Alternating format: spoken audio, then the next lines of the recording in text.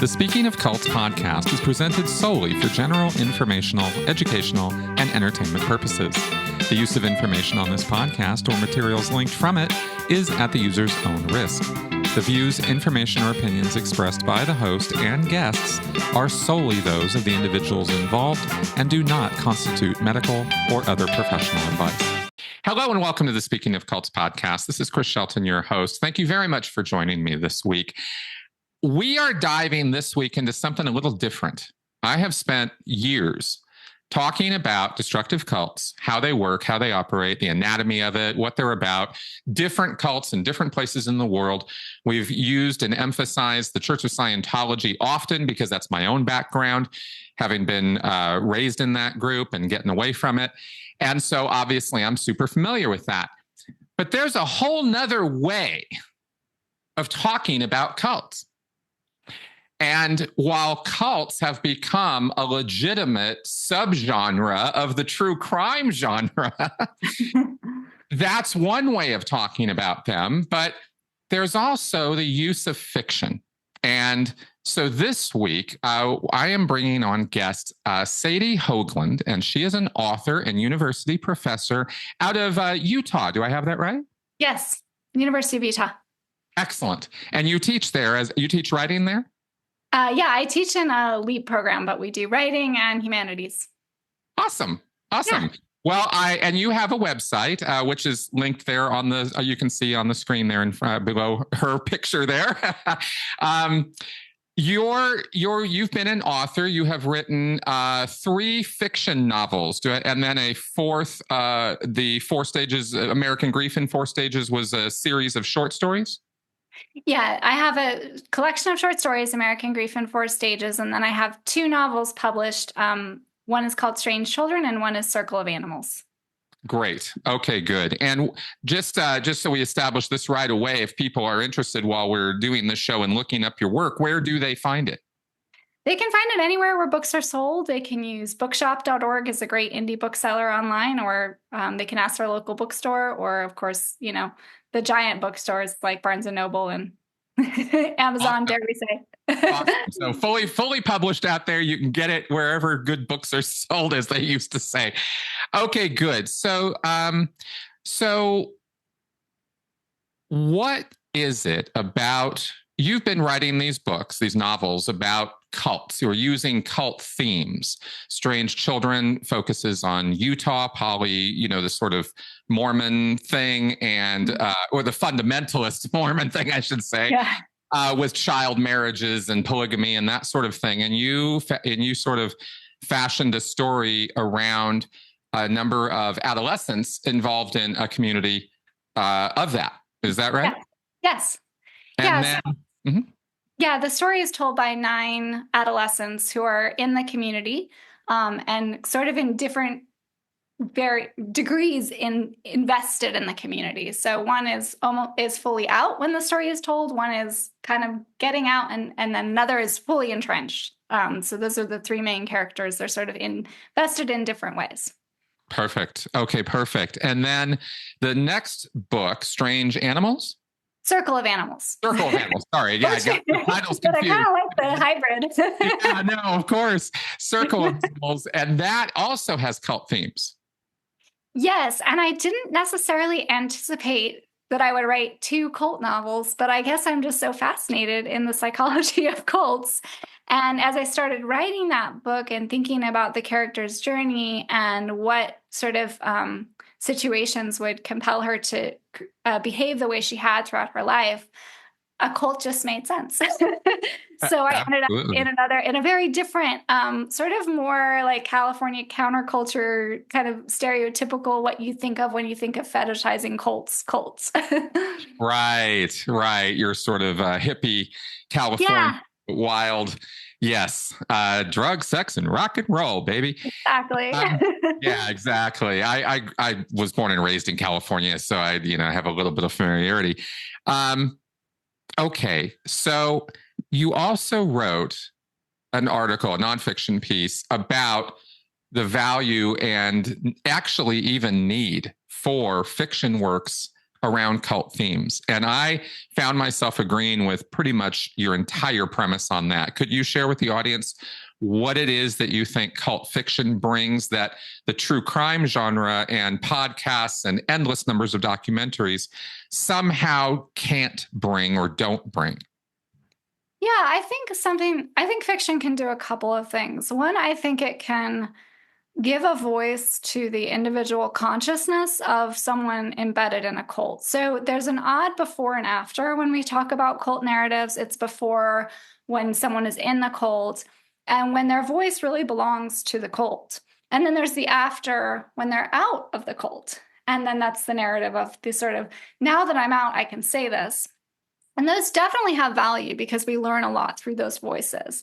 But what fiction can do is explore the sort of, and this is what I apparently love to do because I keep doing it in my writing.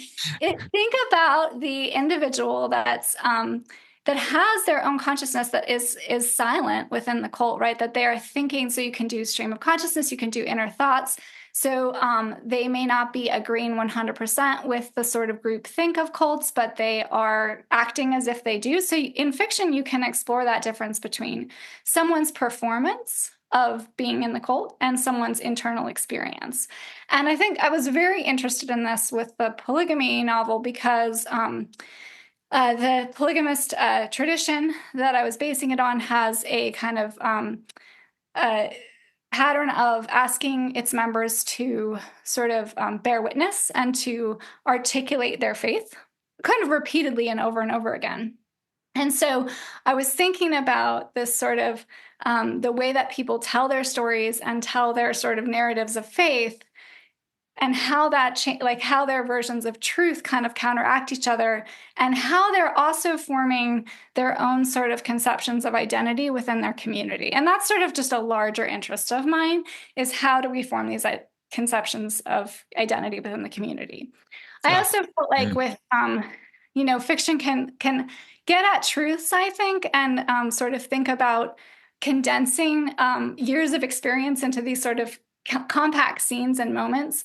And I think it can invite readers that necessarily wouldn't be interested in true crime, though I am very interested in true crime. Me too. But not everybody is. And so I think, when I think about writing about cults, I really try to investigate the kind of experiences of both the people that are deeply invested, the people that are less invested, but also thinking about the leaders and what their motivations are, what brought them to this moment in their lives. And I try to approach things with a certain empathy for everybody involved.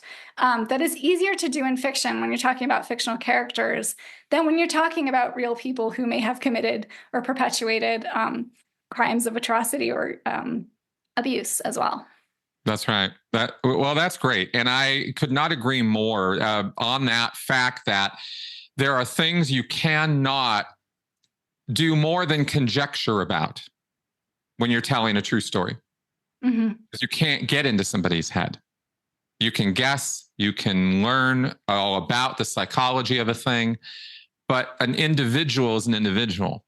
Why did Jim Jones do what he did? And how is that different from L. Ron Hubbard? Mm-hmm. We're not really going to know what went on in their heads, and they're not around to tell us anymore.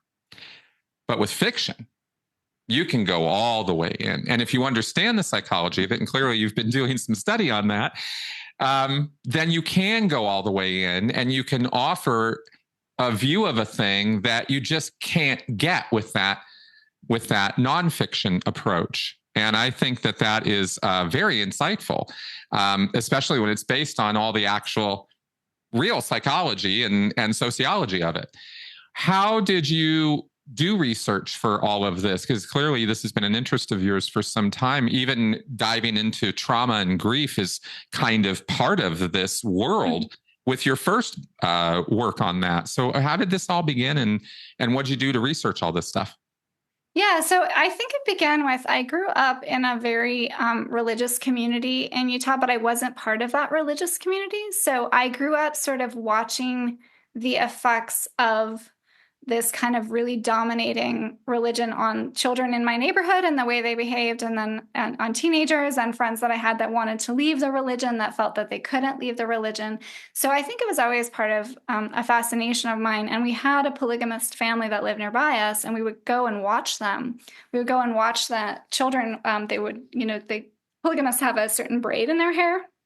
They're very distinct, and they were dressed a certain way. So we would go and watch them and try to get them to talk to us, and they wouldn't talk to us. And I just remember feeling like their world is so different than mine, and I'm really curious about their lives. And that's generally how I felt. I was a child, so I didn't feel judgmental about it at all. And then as I was younger and writing, there was the kind of downfall of the Colorado City polygamous community in southern Utah, and I followed a lot of that, and I became really interested in it. There were a lot of documentaries coming out about the people that had left the community. There was a lot of news stories about the people that had left. And so I just became more and more interested in the idea of how would people in a community speak about their experience, and how do they form their identity within their community? And what happens when their identity starts to verge from their community, when it's so dogmatic and so black and white, right? Yeah. And so I became to be really interested in it. So I just started reading everything that I could. One of the things I was interested in was language, because language in those the ceremonies that their leaders would give is very, very different, and it has like this weird incantation and this weird rhythm. And it just sort of pulled me in terms of thinking, like, where does this language come from? And then you would see it in the language of the people that had left as they were being interviewed in documentaries. But you would also see this sort of the mental effects of believing they had been sort of living in this eschatological time where, the earthly life is just this step towards the heavenly life. It's just one moment before you go on to eternity. Right. And they had left that, or many of them, because polygamy has a surplus of males, many of them had been kicked out, the young men. And so they had they hadn't just lost their community, they had lost eternity. So for them, the way that they were speaking about their lives, it was as if everything was already over. So they were already damned to hell. So there was nothing, and they were young too. So they already felt that they had lost everything.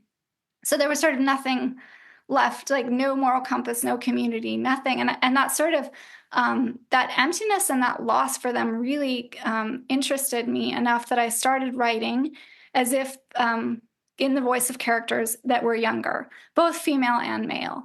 And it led me to just reading more and more. And then I ended up going down to the Colorado City community, and it's outside of Hurricane, Utah.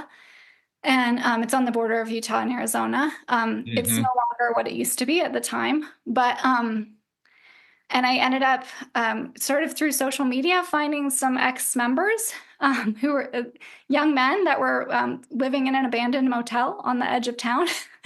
And they gave me a tour of the town, and they gave me, a large piece of my research just describing their lives growing up and describing the changes that had happened since this Warren Jeffs, the sort of most dogmatic leader, really took it to extremes that it had never been at before. And so it was really interesting. And so it was a lot of different facets of research for that project. And then I think I just had sort of leftover interest in it for the second book.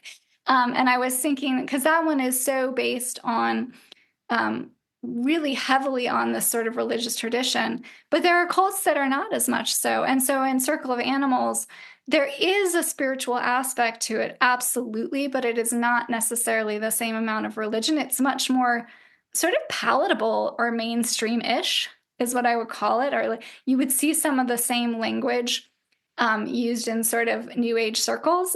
It just gets pushed into a different segment in that sort of more what I would think of as the sort of more like hippie cult, as you said.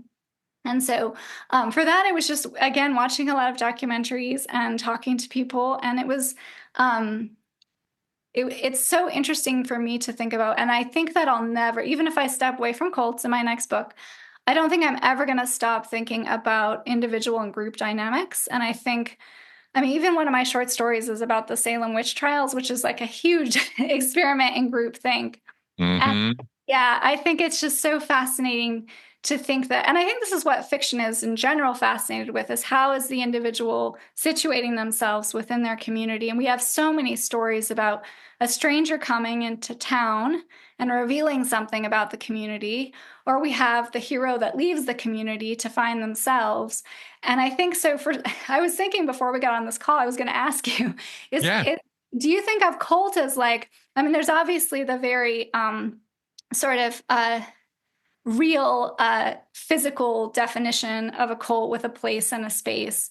But do you think there's like a scale of cultness too? Like, do you think it's like it happens in lighter ways and heavier ways? And do you start to see cults everywhere in your work? Yes, there is a thing we call the scale of influence, or the influence continuum. And that is absolutely a spectrum of influence, from education all the way over to full-on thought reform, and what people call brainwashing. And it's absolutely more to less to more. Yeah. And there is a point where it becomes too much. There's a line in the sand where now we're over into the land of extremism. Mhm. It's a gray line. It's not a precise, okay, now, because different people express it or experience it in different ways. But I think the two simplest ways to describe it are a codependent relationship with a leader, authority figure, or figures, Mhm. and the identity point that you very accurately brought up, that these things are all about your sense of self, and who Mhm. you are and how you see yourself is very, very, very much part of what it is to be in a cult, because you see yourself very much through the lens of this group, and Mhm. everything you're doing and thinking and saying is being judged through those filters. So that's kind of how I see the influence of cults on an individual. Yeah. Yeah. The language part you brought up is also of interest to me. Did you, how much nonfiction cult stuff did you research as part of it? You mentioned watching a lot of documentaries, Mhm. and some of Yeah. them are quite good. Some of them are, not so good, at Yeah. least from my Yeah. perspective as a cult survivor, and somebody who studies this stuff. But what were your, how, tell me more about that. Yeah, so there's a private investigator who worked really significantly with members mainly that had been kicked out of the Warren Jeffs polygamous community. His name is Sam Brower, and he wrote a really interesting book about his work with his clients. And one of the things that he was doing was helping people, because what talking about power dynamics, people don't own their own land in Colorado City, or they never did. So it was owned by it was owned by a trust, which was controlled by Jeffs. And so it wasn't that if you wanted to leave, it wasn't like, oh, I'm leaving my community, I'm leaving. It's like, I'm going to be homeless and I have very little education. And there's, no resources for me to take with me. So, that book was really interesting. The court testimonies of Jeff's trial were really interesting and sort of disturbing. If you're a fan of this kind of thing, you could Google them and sort of and watch and or read the kinds of odd linguistic moves that I'm talking about. It's almost like a combination of biblical and Shakespearean language that at times gets sort of mixed in with Book of Mormon language, more mainstream Book of Mormon language.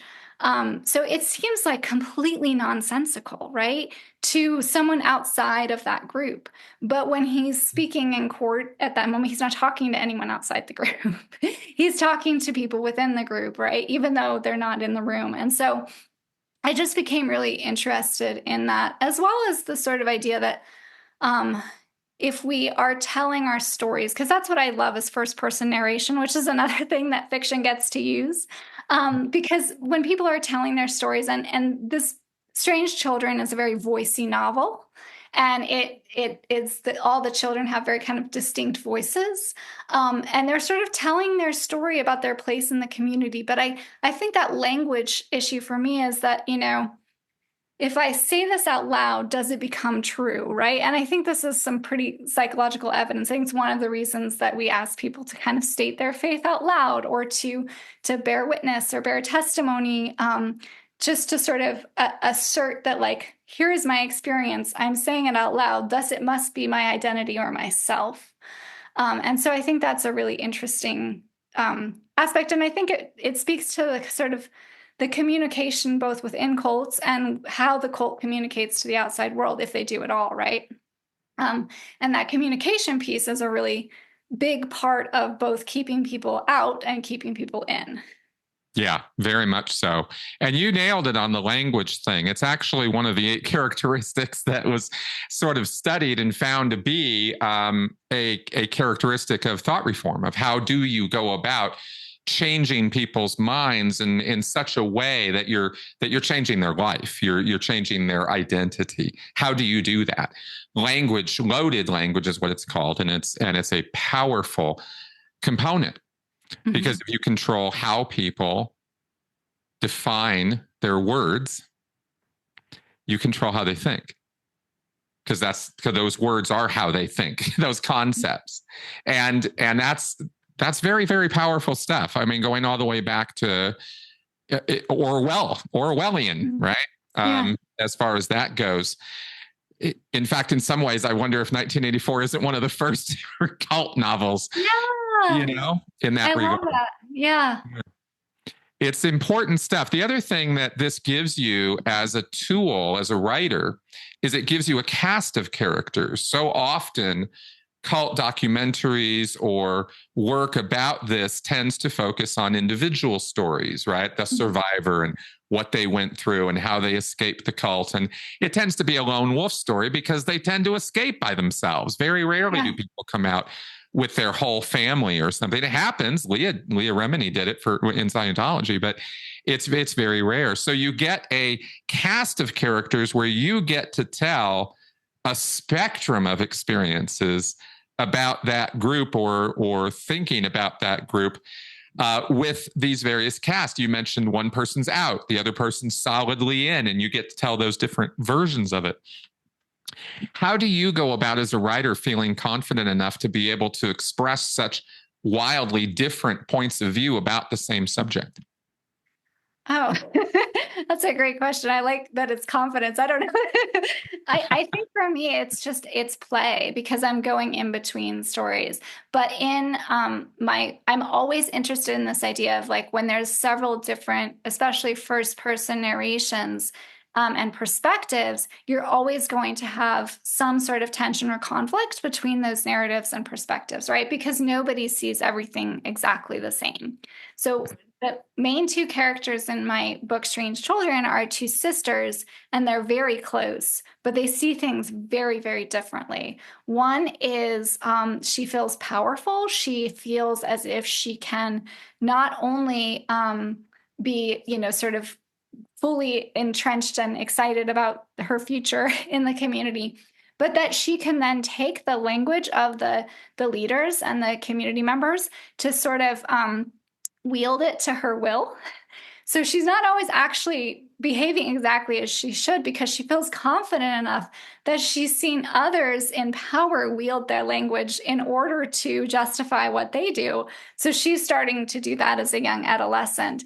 And then her sister, who is sort of always been on the outskirts because she was born with a limp, a deformity, she is very much sort of the kind of a lot of novels have this, where there's an outsider in the community that is able to sort of see the community as something different than someone more fully entrenched. They sort of are, they kind of represent the writer or the reader looking at the community from inside. And Right. so their experiences are so different. Even as they're interacting together, their internal experiences are completely like one is like thinking like what else is out there? Thinking about space and television and all these things, and just fascinated with this kind of outsider world, while the other is just like how can I get more power in this community? So Right. and then, some of them have different accounts of the same events, which I think is really interesting too. And so then it becomes, it's not necessarily a question of truth because each character and individual has their own truth. But it then calls the concept of truth into question. Like, well, is there one truth or is there always going to be these kinds of different versions of it? And I think one thing that cults do is try to kind of uh, even out that noise, right? So there is only one version of truth, like, and here's what we're all living. And they do that again through language. And just to clarify, what you just saw was this, and here's the narrative that we're going with. Right, right. Well, it's very true. Language is important. There are other aspects to this too. Maybe we'll get there, but I wanted to ask first before I forget, because you mentioned something earlier about empathy, and I immediately thought about actors. Some of the best actors out there have talked in some detail in interviews about the process, and one of the points that is very important is that they be able to empathize with the character that they're playing, no matter how bad or horrible or awful those people are. I think of Ray Fiennes with the Nazi that he plays in Schindler's List, and how he had to approach that character from the point of view of feeling this man's pain, the guy who inflicted more pain on Yeah. anybody Yeah. else in this entire world, and yet the actor has to approach it as a real human being. And I kind of got shades of that from what you were describing.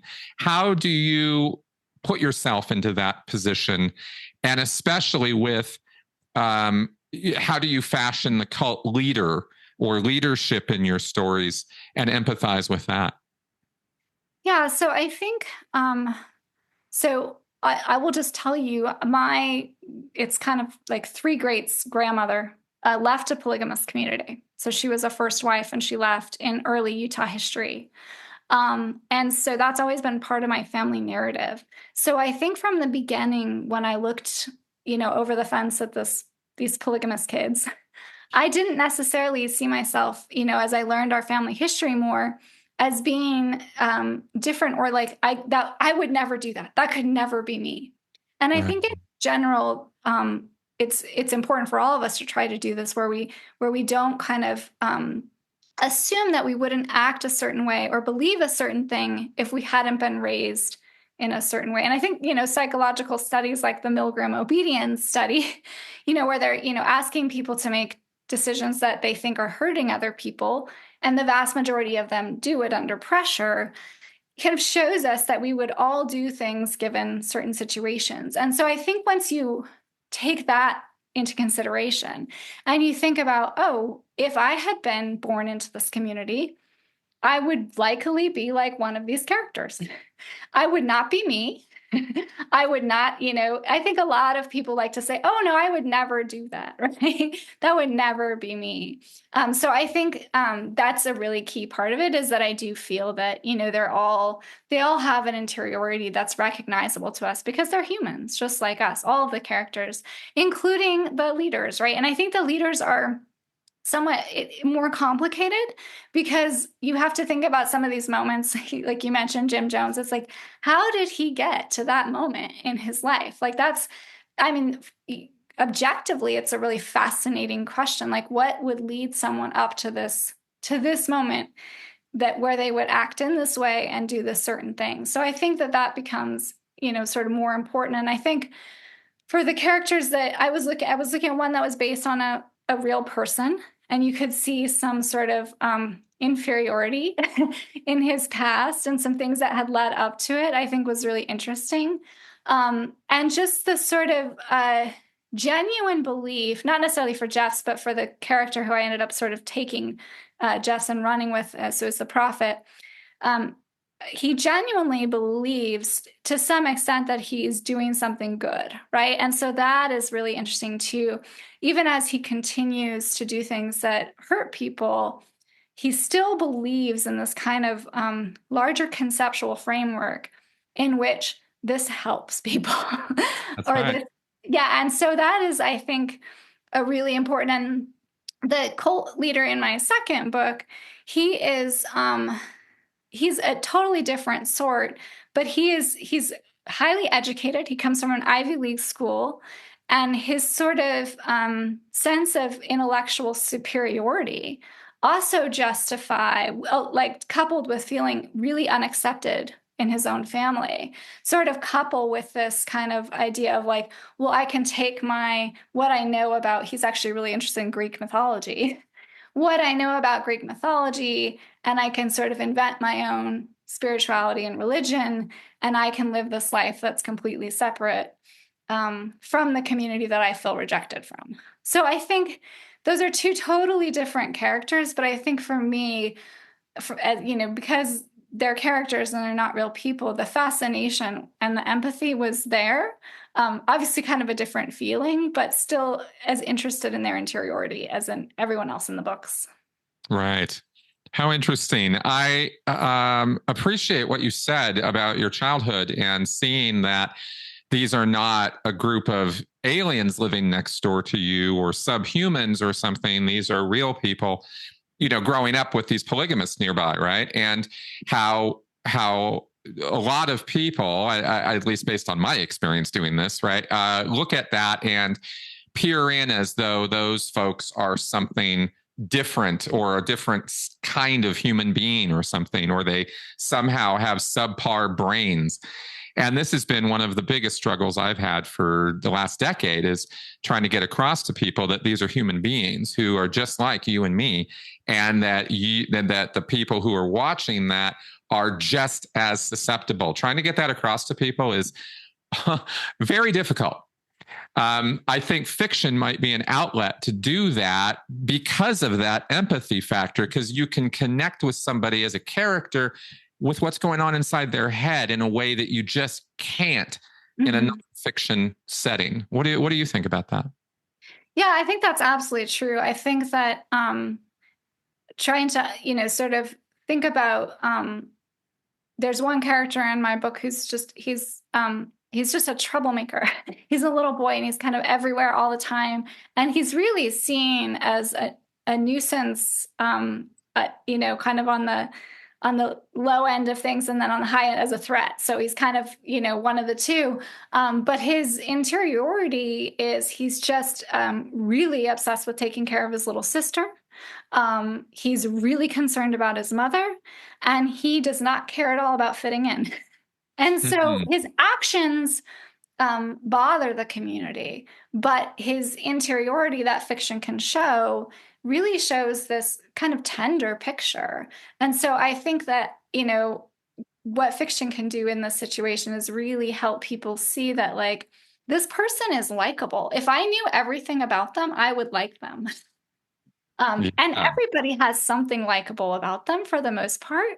The vast majority of people, I believe. And I also think, and I think data supports this, that we're just really likely, even if we're not in a cult, to sort of believe and behave in similar ways to the people around us. And I think about that with the political polarization happening right now, and the way that it's so geographically, between urban and rural and different parts of the country. And I think, oh, well, if I had been raised in this area and had spent my whole life there, I would likely be voting a different way, just statistically speaking. And I think that's really hard for us right now because we're all so entrenched and passionate. But I think it's also a route to empathy for other people and to sort of conversation about, okay, how do we move forward?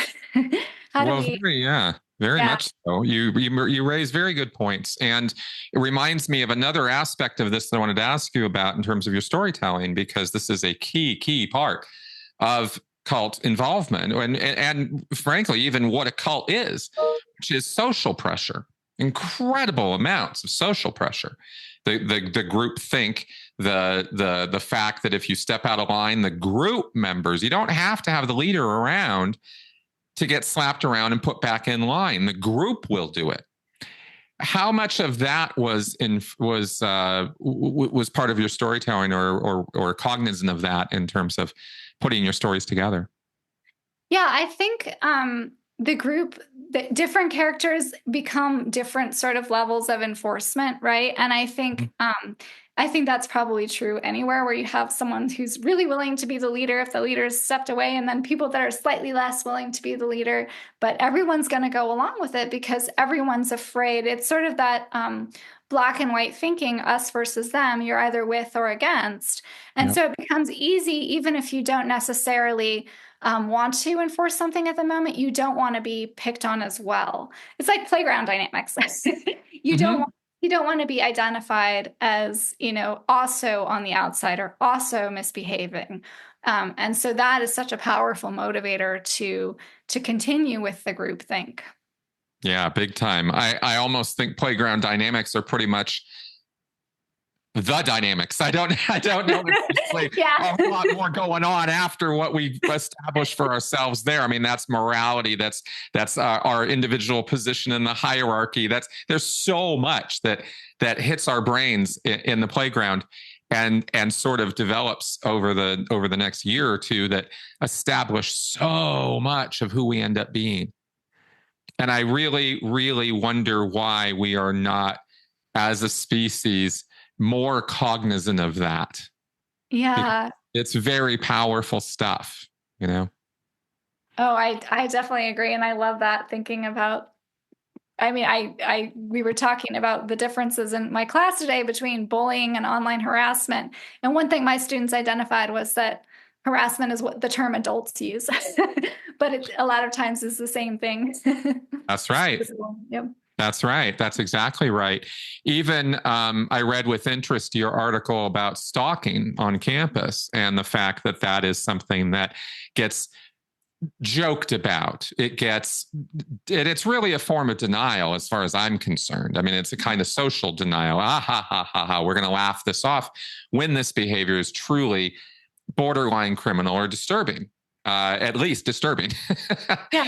Because it's socially unacceptable behavior, and yet people let it go on socially. They don't do anything about it. And that can be a real problem. And that itself is sort of a step on the road to how cults happen. Mm-hmm. And I think that's important. A very important part of our psychology to explore is the denial that happens and the sort of, I don't want to deal with it right now. I got my own problems to deal with. And this sort of thing that we do as people, individuals, right, in groups with this. What are your thoughts about this and how you incorporate that into that and this into your storytelling? Yeah, I think, it's really, one in my research, and it's not so fully in the novels, but there is this question of the people that surround cults, the communities that are nearby. Yeah. And they often are quite aware of what's happening, Mm-hmm. and feeling as if it's not their business to step in, or it might be kind of funny. It's like the cold on the edge of town. That's right. Source of lore, a source of sort of interest, but not necessarily like, oh, we should do something about this. And so there's it's another gray area like stalking, where there's not necessarily a real language beyond the legal framework for how do we deal with this psychologically? How do we give people help? How do we know if people need help? If they just want to be left alone, do we leave them alone? And at what point do we not leave them alone? That's right. In the 50s, and I think it was the 1950s, the police raided the polygamous community on the Utah-Arizona border. And it was a raid like in the middle of the night, and the newspapers showed up and they took pictures of, kids kind of sitting on the ground and just kind of huddled in by police cars, and these families being kind of torn apart.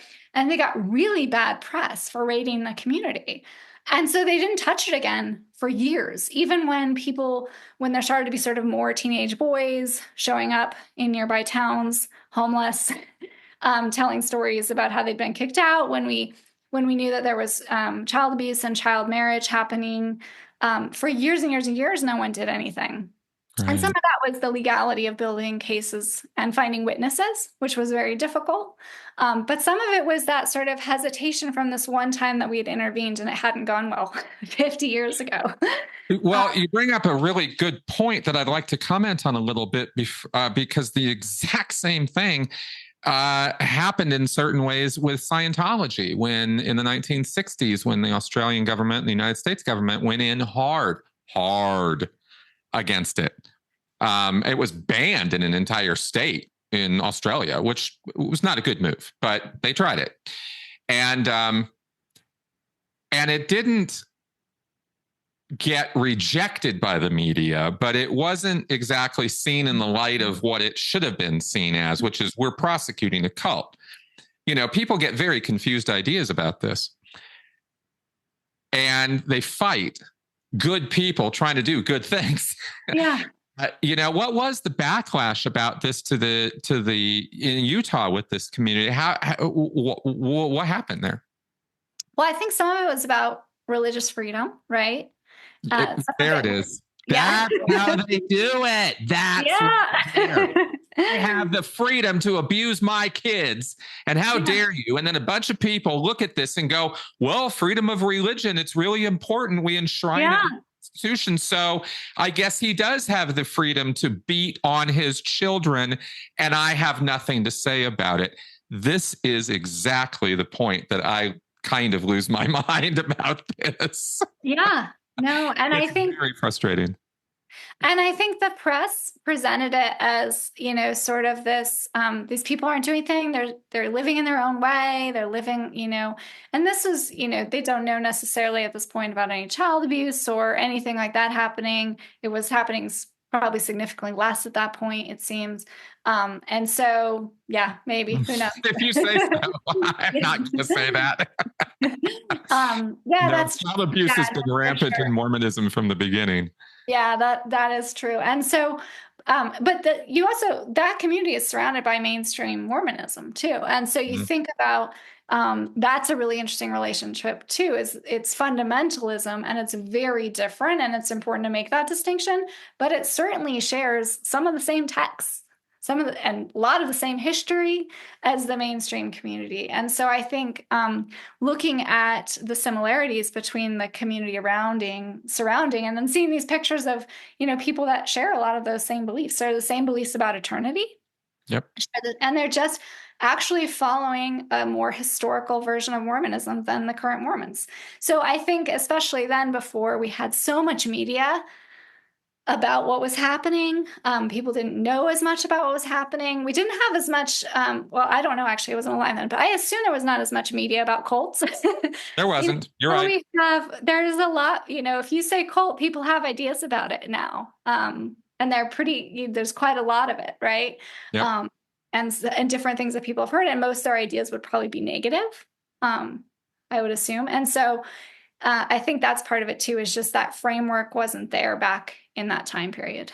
You're absolutely right. And I judge harshly because of the abusive nature of it, but you're absolutely right. This has been a slow road of enlightenment to, our country, to the world, as to how these groups operate. And these predators, the people who start these groups, I refer to them as predators. It beats going into all the psychiatric diagnostic labels and stuff. People instantly understand what you mean when you say a human predator. Yeah. They navigate our society in the same way sharks, navigate the ocean. Like they swim around and they look for prey. And sometimes they can, but rather than eating them, it's more of a spiritual vampirism. And so it takes longer, and it's actually worse than just getting eaten right away in a lot of ways. How do you incorporate your understanding of the predatory nature of a cult leader with empathizing with them? That must be hard.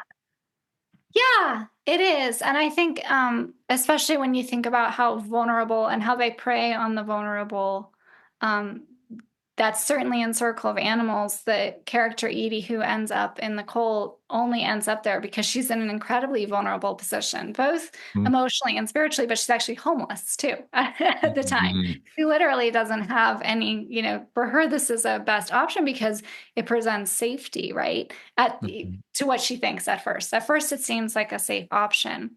I think in terms of the predatory relationship, I think one of the things I'm interested is that cycle between perpetrator and victim, and was someone a victim before they became a perpetrator? I think that's a really interesting question to ask in these situations, and that certainly comes up with one of the characters in my book who leaves the community and then becomes a perpetrator in a completely different setting and not in a cult, but he's completely just enacting what he learned.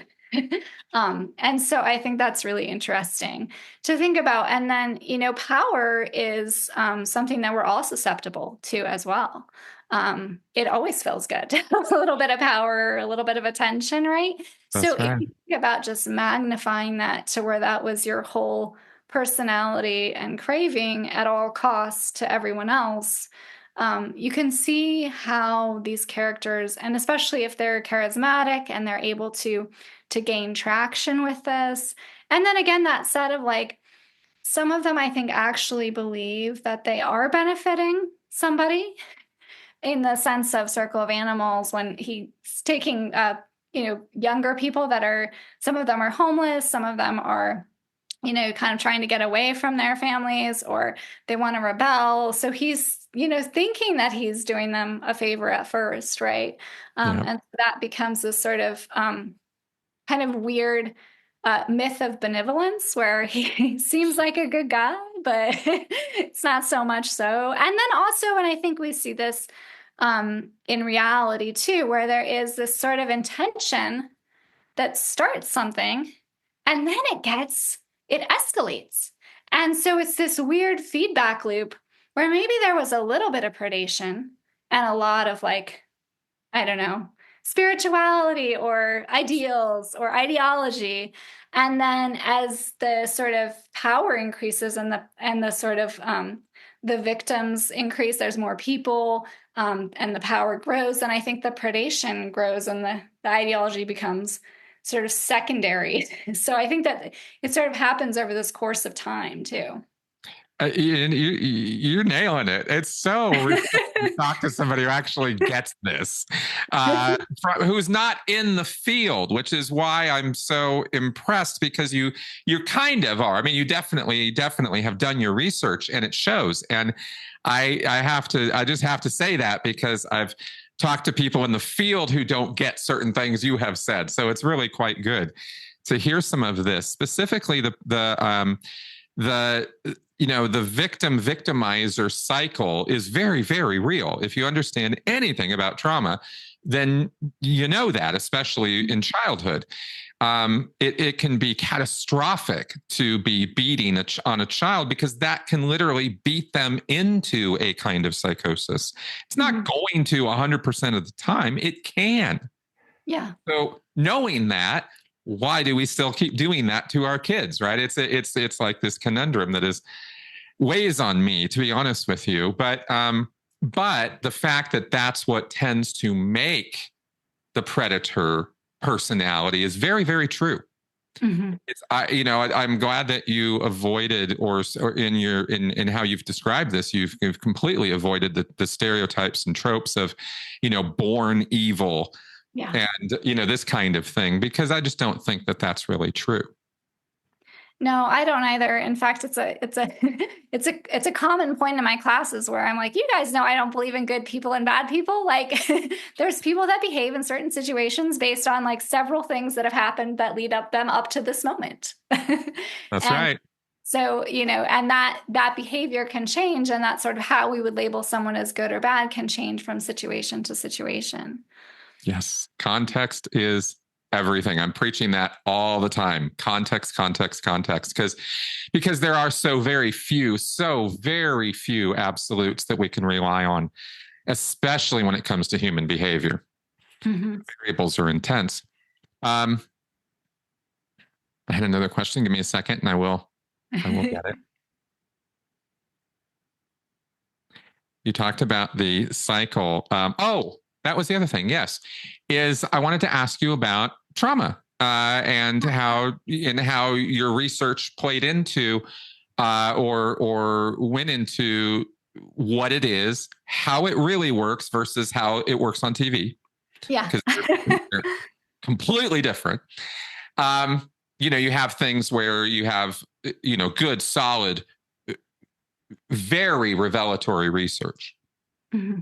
I think of, The Body Keeps the Score, for example, right? It's like the Bible of trauma.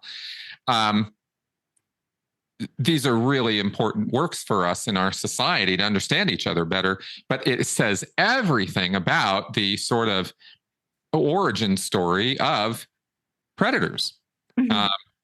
How much of your research involved directly diving into that? Did any, or were you just informed of it through watching the behavior of people in these groups? Well, I think I'll say two things that come to mind right off the bat. The first is that that book of short stories, American Grief in Four Stages, it's about grief, but it's a lot about trauma too. It's about a lot of the characters experience the kind of sort of really complicated, like someone in their family commits suicide, or something, or someone is murdered. These kinds of really, really traumatic events that immediately push them outside of their community, because that's part of what I think of as a definition of like a really traumatic event, is that at least temporarily you don't exist within your community because your experience has set you outside of the norms of the community.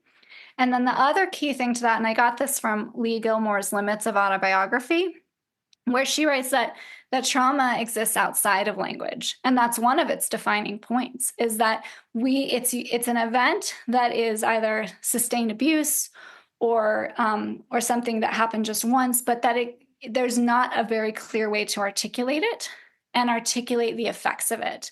And so it kind of acts as this doubling agent, where there's the thing that happened or the things that happened, and then there's the isolation and the inability to kind of share that experience with others, because it's so different than the sort of what we consider a normal experience or something that everyone has been through and can understand. So I think that certainly comes to mind in terms of the what I thought about the characters. And the other thing that, and this is getting back to the perpetrator victim, is we had this case in Utah where someone that had left a polygamous community came out and committed a crime. He murdered his girlfriend, and it was a very odd situation.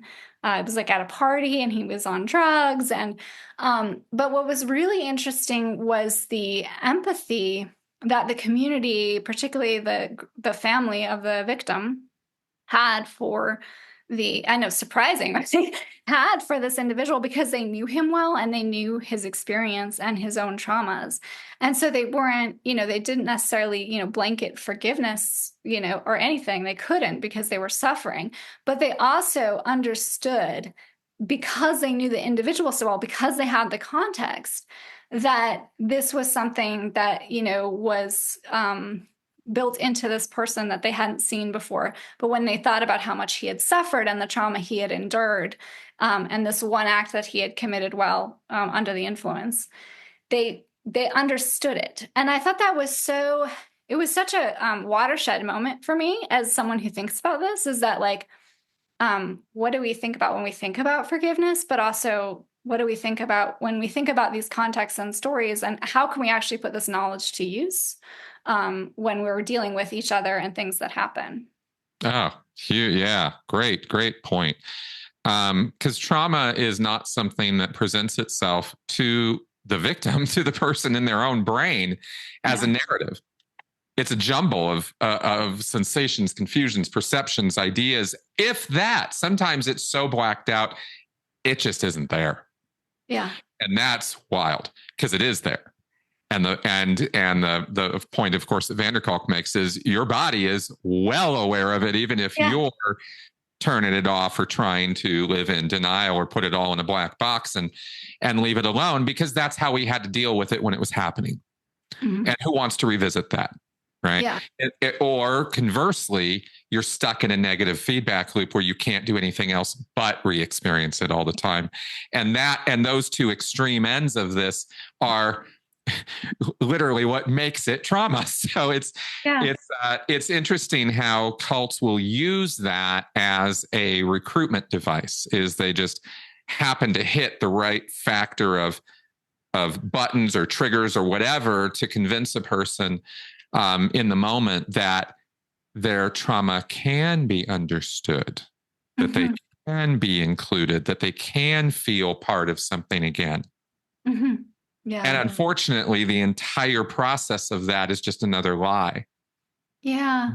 It's one of the biggest tragedies of the cult experience for people is the series of false promises and hopes that are given to people that they're not aware of in the moment. They only come to discover this through, one or more series of absolutely stunning and sometimes life-breaking betrayals. Yeah. Well, and I think that trauma creates that vulnerable space where someone, part of what Lee Gilmore's point is that it leads to a mistrust of our own memory, a mistrust of our own experience. And so a mistrust of our own judgment too, which makes someone extra vulnerable to, oh, here's a charismatic leader that's willing to make this decision for me. How wonderful at first, right? That Exactly. in Circle of Animals, that Edie that ends up in the cult is very much in that space. She's had something happen to her and she feels betrayed by everyone around her because nobody's dealing with it well. And so she's left home, but she's also, it's that space of like, I don't know how to move forward because I'm clearly not trustworthy because this happened to me.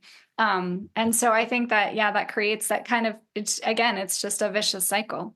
Oh, so much so. Oh, yeah, I didn't even, as you just mentioned, the people will take responsibility for being victimized as though they were the ones who were responsible for it. It was my fault. I did it. I dressed this way. I did this. I did that. All right. Well, we're going to have to wrap up here in a moment. So I wanted to, because we've run out of time, I really appreciate your points of view on this. And I'm glad that you are out there doing what you're doing. I hope that there is more work in this direction because you really do seem to have grasped this in a real way, not in your police procedural TV, movie of the week Hallmark Channel way, which is so surface and so silly that I really, as you can tell, I don't really like that stuff very much.